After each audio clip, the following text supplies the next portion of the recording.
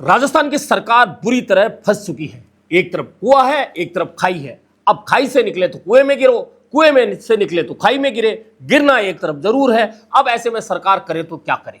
विपक्ष पहले से ही हमलावर था, अब विभागों में टकराव की स्थिति आ गई है। अब इस टकराव की स्थिति को कैसे टाले? दरअसल रास्ता न्यायालय का था, लेकिन न्यायालय ने भी कह दिया है कि हम इस मामले में कुछ नहीं कर सकते। ऐसे में अब राज्य सरकार क्या करने वाली है, यह देखना बहुत महत्वपूर्ण होने वाला है। लेकिन राज्य सरकार की इस कोशिश के बीच में यह स्थिति बन गई है कि आखिरकार राजस्थान की सरकार चाहती क्या है, और चाहती क्या है तो वह करती क्यों नहीं है, और करती क्यों नहीं है उसके लिए बहाने क्यों ढूंढ रही है। इस तरह की स्थिति राजस्थान सरकार की हो रही है। और अब स्थितियां यह है कि राजस्थान सरकार इस आपस से निकले कैसे, क्योंकि जो गले की फांस बन चुका है उस फांस को निकाला कैसे जाए।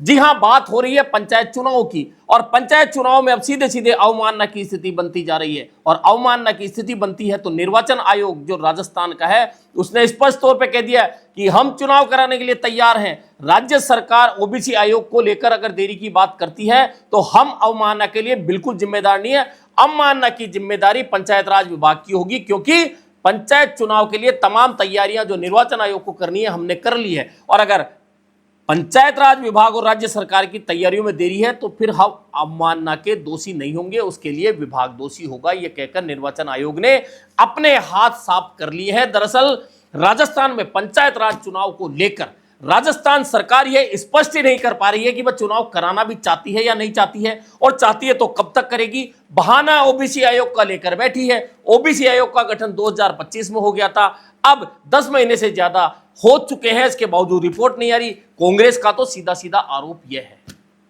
कि राजस्थान की सरकार ओबीसी आयोग से रिपोर्ट लेना ही नहीं चाहती। जी हां, इन तमाम तथ्यों पर बात करेंगे। निर्वाचन आयोग क्या कहना चाहता है। आपको चैनल पसंद आए तो लाइक और सब्सक्राइब जरूर करें। मैं जर्नलिस्ट योगेश शर्मा। तो राजस्थान में पंचायत राज संस्थाओं के चुनाव 1 साल पहले हो जाने चाहिए थे, लेकिन राजस्थान सरकार की टालमटोल नीति के चलते चलते ये 1 साल लेट हो चुके हैं। अब 1 साल लेट हो चुके हैं और अब भी 15 अप्रैल की डेडलाइन राजस्थान हाईकोर्ट ने तय कर दी है।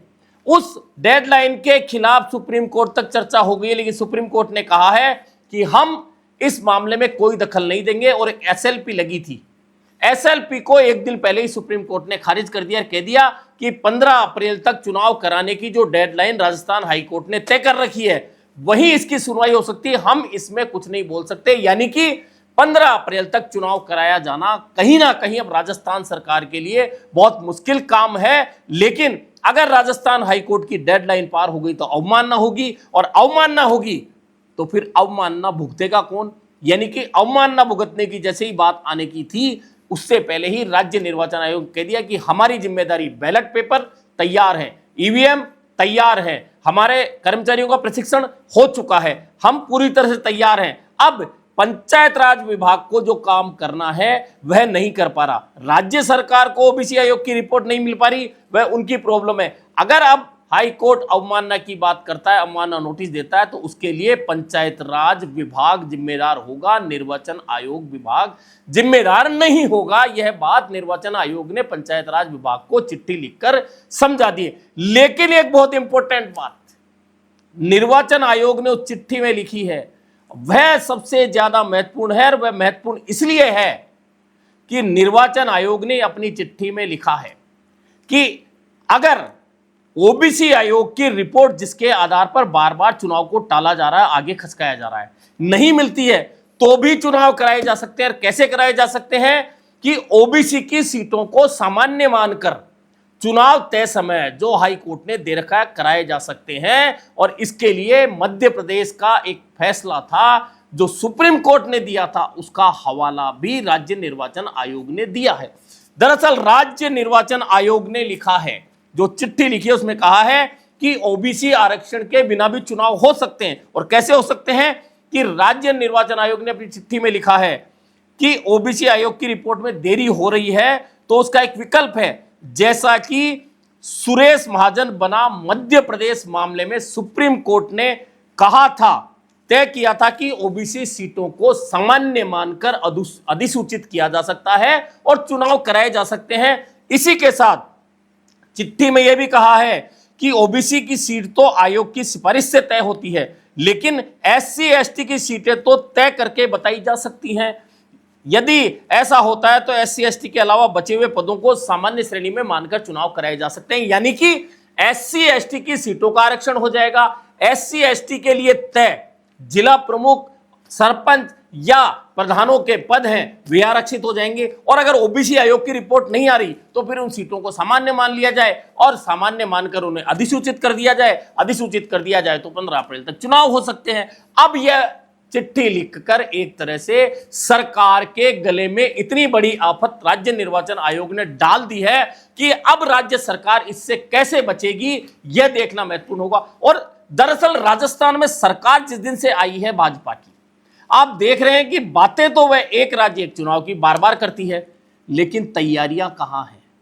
ना निकाय चुनाव की तैयारी है, ना पंचायत चुनाव की तैयारी है। और ओबीसी आयोग, भाई जब यह पता है राज्य सरकार को कि ओबीसी आयोग अपनी रिपोर्ट देगा तभी पंचायत और निकायों के अंदर आरक्षण होगा, लेकिन इसके बावजूद 2023 में सरकार बनती है, 2025 में ओबीसी आयोग का गठन होता है, और ओबीसी आयोग का गठन होने के बाद 10 महीने हो चुके हैं, 10 महीने में ओबीसी आयोग की रिपोर्ट नहीं आती। ओबीसी आयोग अलग बात कहता है कि हमें जो जनगणना के आंकड़े मिले हैं वे ठीक नहीं है, वे ठीक नहीं है तो हम आरक्षण के लिए कैसे कह दें। अब अगर वे आंकड़े सही नहीं है तो फिर सवाल यह उठता है कि उन्हीं आंकड़ों के आधार पर तो परिसीमन हो गया, पंचायतों का बंटवारा हो गया, जिलों का बंटवारा हो गया, तहसीलों का हो गया, राजस्व गांवों का हो गया, और अब वही रिपोर्ट जब ओबीसी आयोग के पास जाती तो ओबीसी आयोग कहता है कि यह जनगणना की रिपोर्ट ठीक नहीं है, इन आंकड़ों को ठीक करना पड़ेगा, बिना ठीक किए आरक्षण नहीं हो सकता। तो अब सवाल यहां यह भी होता है कि जिन आंकड़ों के आधार पर परिसीमन हो गया उन आंकड़ों के आधार पर ओबीसी आरक्षण नहीं हो सकता।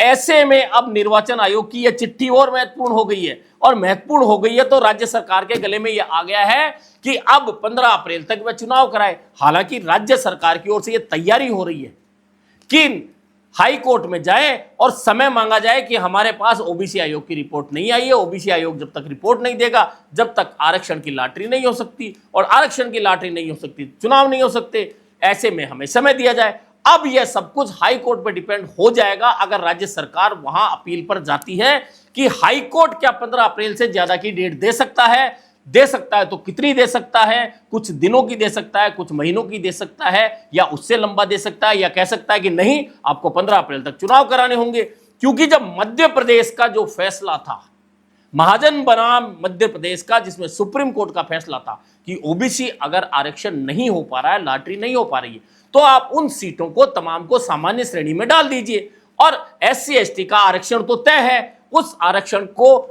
मानकर बाकी सीटों को अधिसूचित करें सामान्य श्रेणी में, और चुनाव तय समय पर करवा दीजिए। यानी कि अगर हाई कोर्ट ने उस फैसले के आधार पर राज्य सरकार को 15 अप्रैल तक चुनाव कराने के लिए कह दिया तो सरकार के लिए बड़ी मुश्किल होने वाली है। क्योंकि निर्वाचन आयोग से अगर हाई कोर्ट भी पूछेगा तो निर्वाचन आयोग कहेगा हम तैयार हैं, हमारी ईवीएम तैयार है, हमारे बैलेट पेपर हमने तैयारी कर ली है, हमने प्रशिक्षण का काम पूरा कर लिया है, हमारी तमाम तैयारियां पूरी है, जैसे ही हमें कहा जाएगा हम चुनाव कराने के लिए अधिसूचना जारी कर देंगे। ऐसे में अब सारा मामला गले में जो अटका है वो राज्य सरकार के अटक गया। लेकिन देखना यह है कि क्या बिना ओबीसी आरक्षण के सभी सीटों को सामान्य मानकर एससी एसटी के अलावा राज्य सरकार चुनाव में जाने का जोखिम उठा सकती है।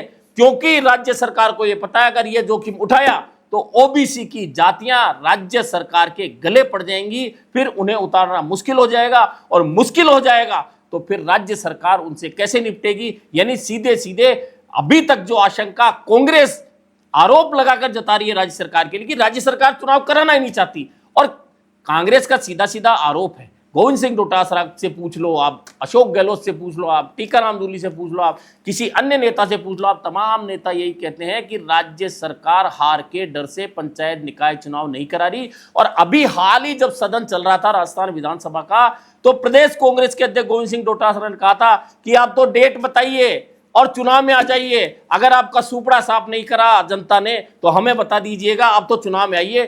क्या वास्तव में राज्य सरकार को यह डर है कि उसकी हार हो जाएगी, और हार हो जाएगी तो राज्य सरकार जो पीठ थपथपा रही है अपने कामों को लेकर 2.25 साल तक, उन कामों पर पानी फिर जाएगा? यही कारण है कि बार बार ओबीसी आयोग का बहाना बनाकर, पहले परिसीमन का बहाना था, वन स्टेट वन इलेक्शन का बहाना था, अब परिसीमन हो गया, वन स्टेट वन इलेक्शन चुनाव हो नहीं सकते क्योंकि 11 से ज्यादा जिलों में जिला परिषदों का कार्यकाल, पंचायतों का कार्यकाल अभी भी 1 साल बाकी है, वे साथ नहीं कराए जा सकते क्योंकि 6 महीने पहले किसी भी पंचायत जिला परिषद को भंग नहीं किया जा सकता। ऐसे में उन जिलों में चुनाव नहीं कराया जा सकता, यानी कि वन स्टेट वन इलेक्शन तो होना संभव ही नहीं है राजस्थान में। लेकिन क्या 15 अप्रैल तक बिना आरक्षण ओबीसी के बिना आरक्षण की रिपोर्ट के आए हुए, क्या राज्य सरकार चुनाव में जाएगी या फिर हाईकोर्ट में जाकर समय मांगेगी? और क्या हाईकोर्ट समय देगा या हाईकोर्ट ये कहेगा कि नहीं, ओबीसी की सीटों को आप सामान्य मान लीजिए